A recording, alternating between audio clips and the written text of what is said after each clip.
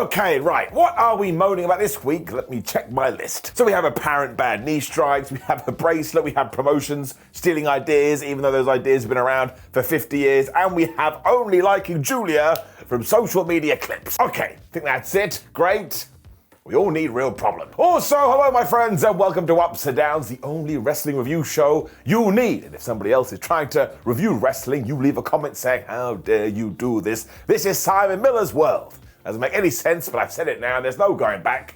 Let's up those downs. Which brings us to the start of AEW Dynamite this week, and it's a very sad occasion, because Daniel Garcia has lost me as a fan. Now, he did barge out here and he was all like, MJF, I want to kill you, and I did not want to wait until All Out, but he had one small problem. Maxwell was here, but he was sitting in the stands. Now, Freeman doesn't want to ruin things before Saturday night against this pencil neck geek, because he doesn't want Danny Boy to have any excuses. So when he does beat him for the 1, 2, 3, that's it, we're done. He also feels like Garcia is a coward, and I think also called him an Ozempic addict. And I was like, man, I did never think we'd get that insult on a wrestling show. The flub are we gonna do now? Garcia fired back though by saying everything about you is fake, MJF, your tan is fake, your damn makeup is fake. And yep, here came the big one where I was like, that's it, I'm done. Even your hair transplant you got in Turkey is totally fake and it didn't even work. And I was like, Dan, why'd you have to even bring that up? I'd get a hair transplant if I could. I think about it every single day. And if you want to get the hair transplant, good for you. And if you want to be bald, good for you. We shouldn't be pointing the finger at stuff like this. And also, Danny Garcia, you are a young man. Maybe one day you're going to grow up and Mother Nature will whip your ass and it will steal your hair. And if you come to me going, oh, my hair, I will laugh in your face because of everything you did on this evening. Everybody just calm down. Daniel also thinks that MJF's love for AEW is fake. That one made me chuckle a little bit. It's like, I don't care if he's pretending to love All Elite Wrestling. How does that affect me as a fan? Now, Freeman did slip in here that if Garcia doesn't shut up, he's going to leave him a bloody mess, and he wasn't lying. When Dan said something along the lines of, I hope you find a lady who loves you for more than a year, and you marry that lady, and you have a kid, and then when you pick that kid up, you're going to get like weird tingly feelings in your body because you start thinking about Daniel Garcia. It's like, what the flub are you talking about? It turned out that the kid was going to ask the dad if he used to be a professional wrestler, and MJF would reply, I did, until Daniel Garcia retired me or left me a mess so I couldn't fight anymore. That's like, Garcia, that is way too long-winded, man. You gotta find a shorter insult. Garcia was very good here, though, and he's cutting some of the best promos of his career. When MJF was like, listen, this is why I dropped you on your head a few weeks ago. You have to start learning you can't trust anybody. So these two are totally crazy, and MJF is still mad that the fans, us, don't love him anymore. But the same thing is gonna happen to Daniel Garcia, because he'll start winning matches, and he'll start winning titles, and as soon as he gets too big, that's right, we'll stab him in the back. Let's be fair, he ain't wrong, that is what we do. MJF has the best way to stop all of this though, because at All Out he's going to put Daniel Garcia in a wheelchair. I hope he just means this literally. Like Daniel won't need it, but he'll put him in one and then maybe shove him into the road. He also insinuated that Daniel Garcia's mother was a prostitute, and don't get mad at me, these are the things that he did say, and that was too much for Dan. He jumped by a barricade and he beat up these useless security guards. And listen, he did get to Freeman, but Maxwell had a bottle in his hand and he smashed him right in the head. So bring it down. There's the crime counter. There ain't no point giving too much pageantry to this one, because when we get to the end of the show, this thing is gonna die. It did of course mean that Daniel was bleeding though, as MJF has promised, as he said, when we get to All Out, you are finished, my friend, because I am going to win the match. He also promised to send him to hell, basically, and that's an expensive ticket at the moment, so that's very nice. And I really like this feud, and I really like this beef, especially because it has me on tenterhooks, because Daniel Garcia has to win, but MJF shouldn't really lose two back-to-back, and that is the secret sauce when it comes to sports entertainment. This was a very well-done segment, and it made you go, well, I'll pay some money to see that on pay-per-view, which is the whole point. Randy McKay was then backstage with the Conglomerates, and these guys just rule. Made it clear that Willow Nightingale and Chris Statlander will look at each other on Collision before their big street fight at the pay-per-view, when William Ospreay walked in, because he's going to be teaming with these guys later. We were super happy about this as well when he asked Mark Briscoe for some words of wisdom. And essentially Briscoe then recounted the whole phone call he'd had with Kyle O'Reilly, especially going, he said hello to me, I said hello to him. Well, I was like, man, we got to belt Mark Briscoe up with all the titles, because he's the best. Basically, he's super happy for Ospreay to do this, and the word of the day is stupendous, which all things considered was very apt. When we get to our first down, I apologize for this too, it is super nerdy. But it was indeed Okada versus Carl Fletcher for the Continental title. And if I was Ricochet, I'd have been so mad. He wasn't on this show at all for some reason, and he had beaten Carl Fletcher 7 days ago, but he wasn't getting no championship match. And that one does not make any sense. It is 2 + 2 = potato. I mean, sometimes you just need to think about these things a little bit down. Otherwise, though, this flipping ruled, and you should go and watch it. I don't care what anybody says either. This is my favorite version of Okada. That's right, I said it. It had to be said. Listen, he is still one of the greatest wrestlers in the world. He can turn it on whatever he wants, but he is such a wonderful asshole too. Like at one point, he was just beating Carl Fletcher in the corner, and he was going Aussie, Aussie, Aussie. When he said oi, oi, oi, he just punched him in the face. And I was like, I'm in love with you. I love you, Okada. Would you like more money? Fletcher 2 in 2024 is just leveling up like crazy, like he's playing Final Fantasy. And this is actually one of those matches when, of course, he lost. He was always going to lose. But on the other side, you're like, man, this guy could be a really big star. So it's getting very exciting. Don Callis on commentary too. And I swear at one point he said, yeah, I've got a great way to avoid the Rainmaker. You just grease up somebody's arm.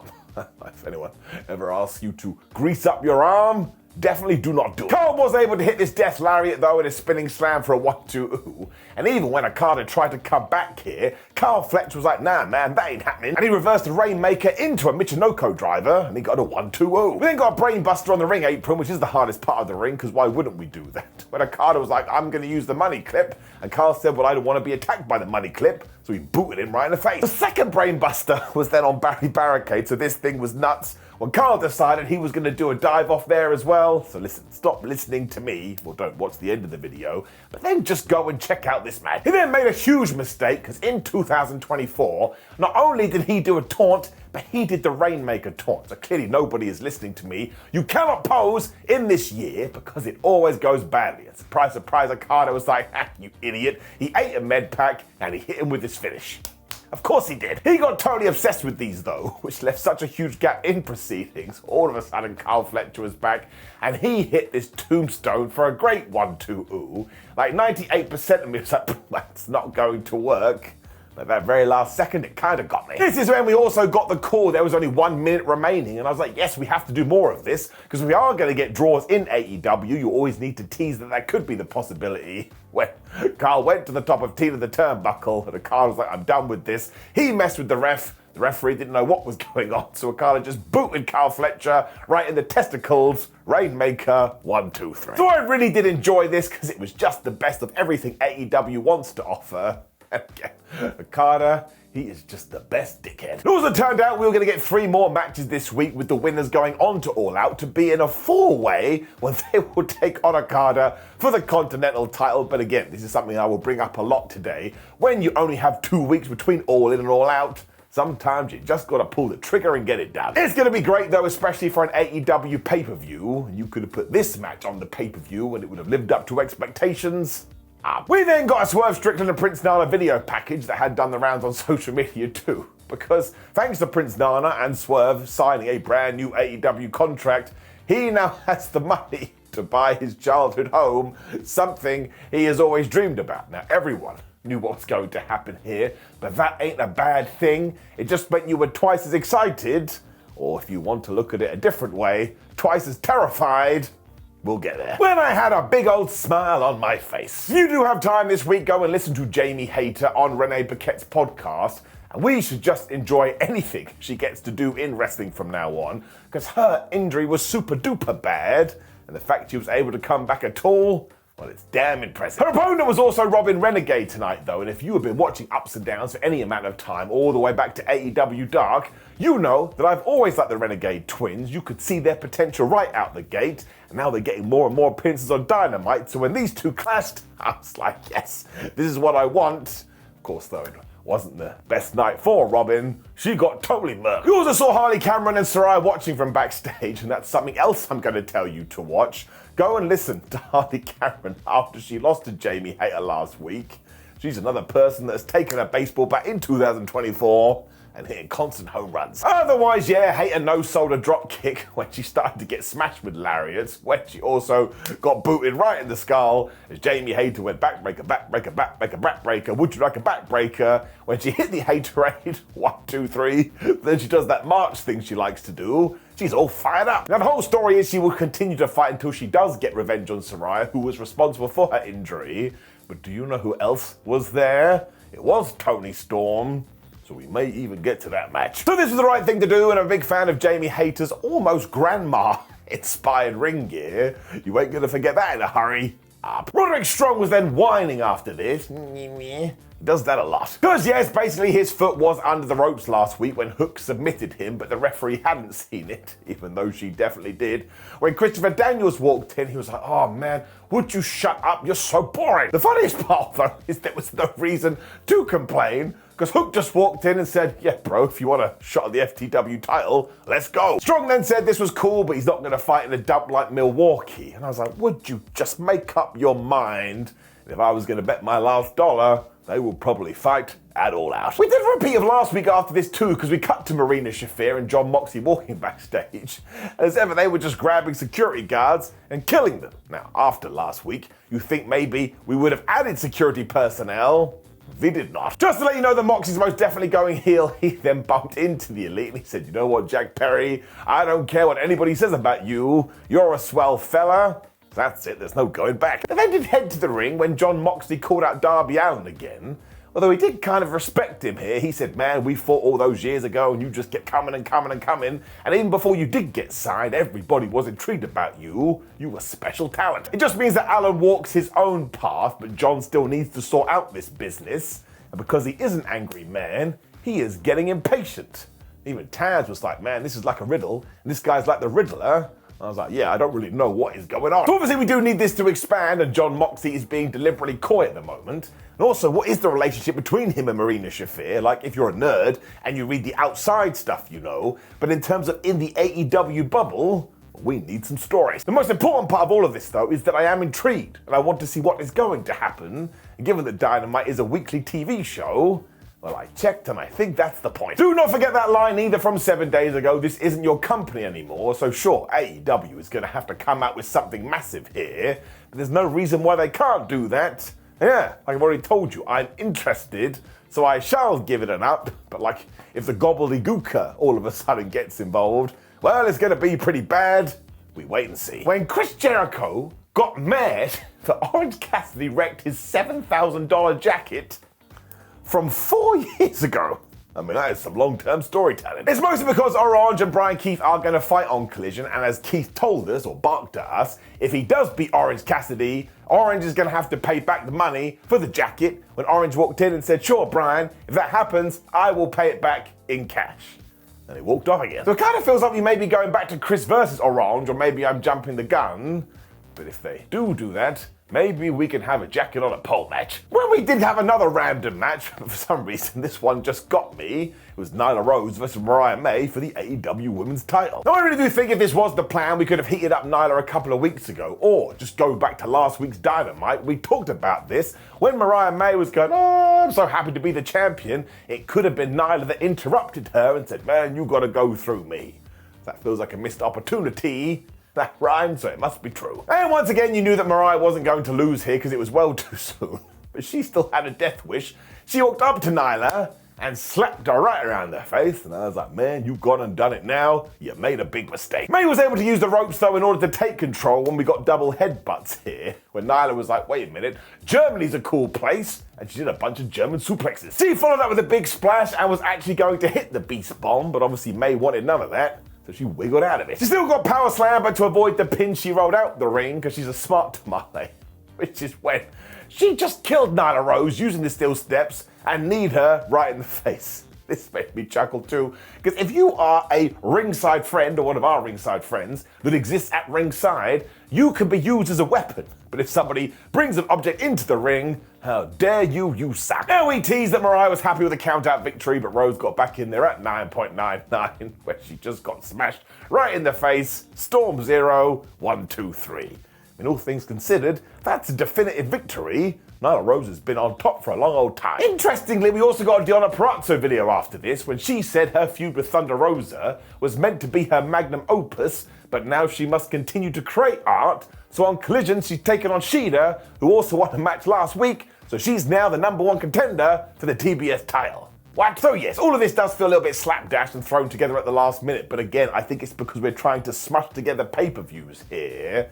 I just would have liked it if Nyla Rose had a little something last week. But this was still fine, this was still good. And again, getting wins like this for Mariah May does make her feel like a dominant champ. Like I know she used Simba the Steel Steps, but it didn't really feel like it got too much in the way. Gonna give it an up. Speaking of all this though, I have a question for you.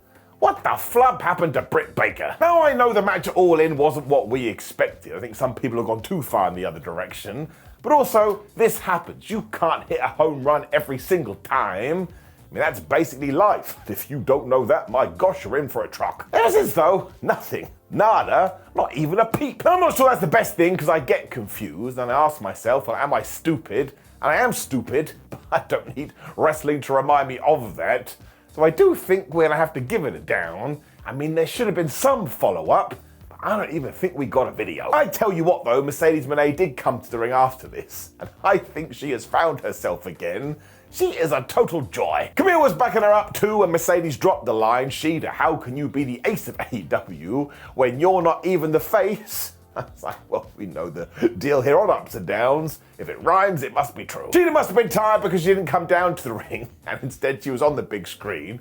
She was so mad here. She was like, I am the ace, and the only reason you beat me last time is because of your stupid friend Camille. When for some reason, she just ripped her shirt off to reveal some brand new merchandise. Christopher Daniels was then back. He just agreed with Sheah. I was like, you know what, Camille? You do get involved in all the matches, so at the pay-per-view, you are banned from ringside. This is when my geekdom kicked in again. I was like, Chris, if you have that power, why are you not doing this across the board? It happens in almost every single match. Sheah then said sayonara bitch to Moné's and a 1 to the bitch counter. And I almost added this to the crime counter too, because you're essentially kind of hinting that you are going to do something bad. But I've already talked about this.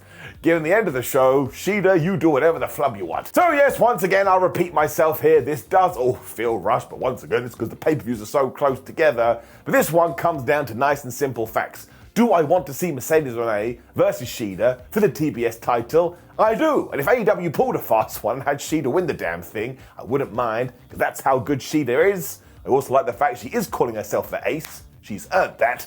I can't get it out of my brain though, because I am an idiot. And yeah, if Christopher Daniels can ban people, he should be banning other people. Once again, doesn't really make any sense down. We were back with the Elite after this, and it turns out that Jack Perry is a little bit of a planner. Because he remembers being in the ring at All Out 2021 when Bryan Danielson did make his big return. When he was Jungle Boy, he thought, oh, one day I'd like to fight Bryan Danielson, and here we are 2 years later, it's gonna happen. Since then, he's also gone to Japan and reinvented himself, and do you know how much help he's had from the American Dragon since then?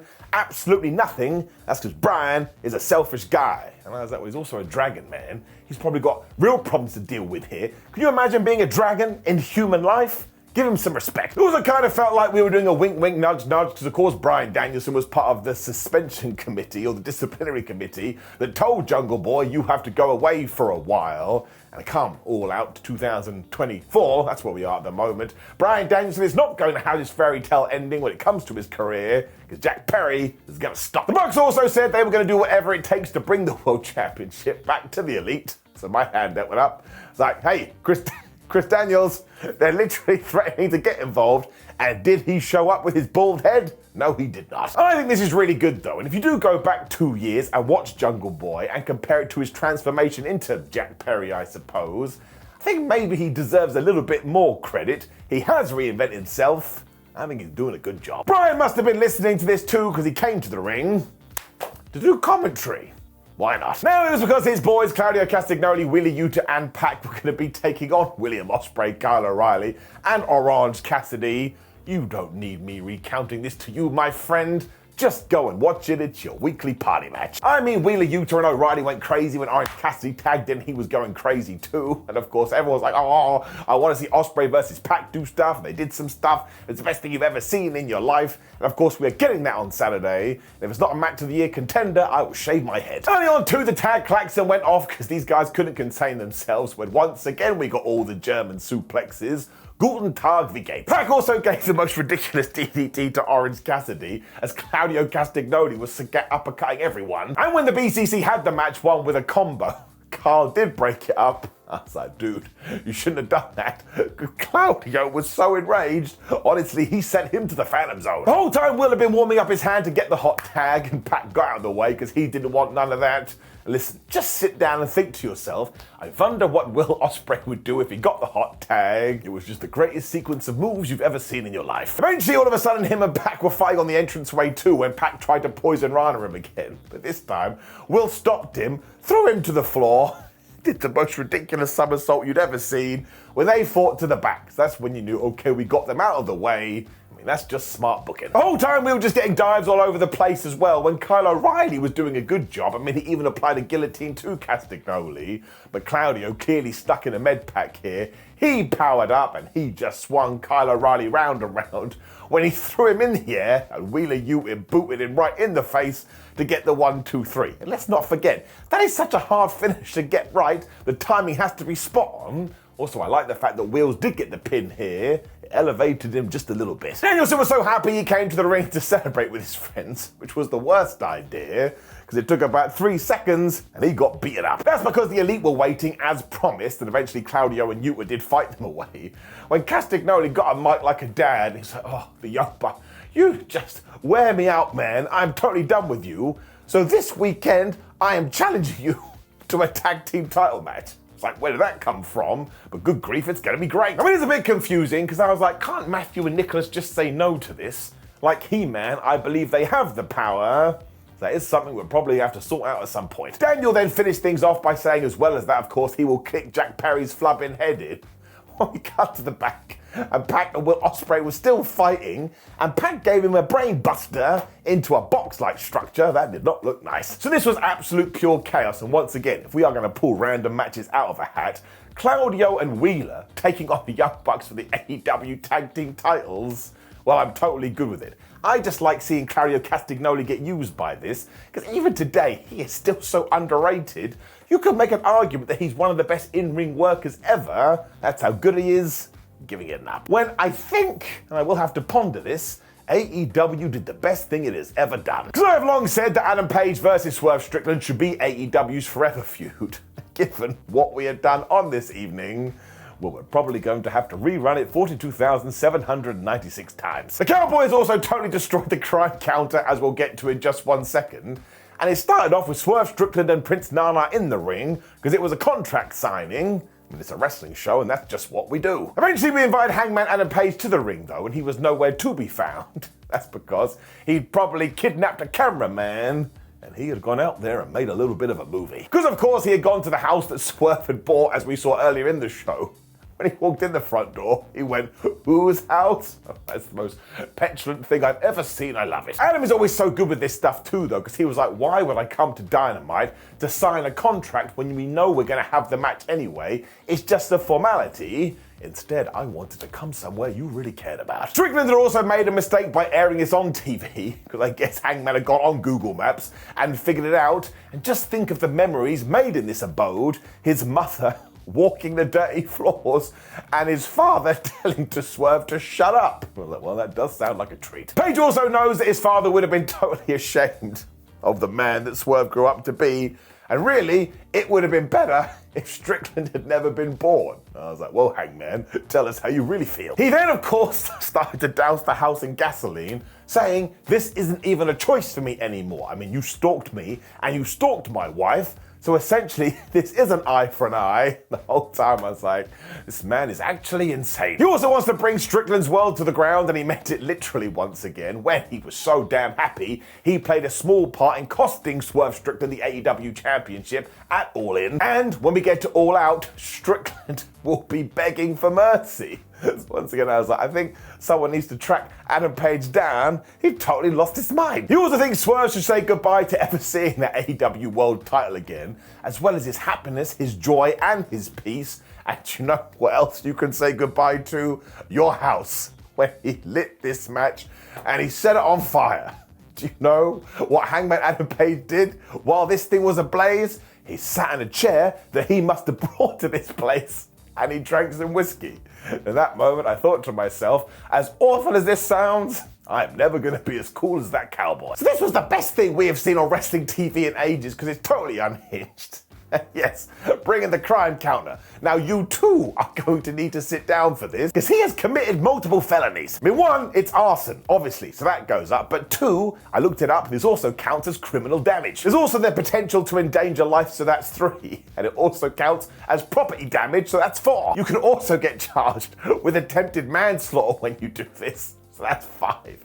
5 crimes in the space of about 10 seconds. I absolutely love this though, and if you did want to heat up the feud quite literally, this was the way to do it. And all of those people on social media going, yeah, this is so stupid. Why are we doing this in wrestling? Go away, man. You're so boring. How dull do you want wrestling to be? The great thing about sports entertainment is if you do want to set fire to someone's house and burn it down, you totally can. Now, you're allowed your opinion, of course you are, but I think you're a bunch of negative Nancy's. So this was one of the moments of the year for me, and now I cannot wait for their steel cage match, which is now an unsanctioned match too. And do you remember what they did in the Texas Death Match? I don't actually know how you can make it more crazy than that, but somehow you just know they're gonna do it. So I am going to give it a massive up. I was howling in the best possible way. Give me more of this madness, and I will support it for the rest of my days. Just don't burn down my house. It's also going to be the main event of All Out 2, which is really smart because nobody's going to be able to follow them anyway. And this Dynamite gets an up. Again, the fact that you could pick so many holes in it if you wanted, because of the tight turnaround, but I still enjoyed myself. I mean, maybe that says more about me than anything else, but I don't care, man. I'm having a positively good time. Up. Now, of course, let me know how wrong I am in the comments below. Like the video, share the video, and subscribe. Click the video on the screen. It's right here or somewhere, which is Ups and Downs for Raw. And follow the only review show you should watch. Otherwise, my friends, enjoy the crazy week in wrestling, and I'll see you soon.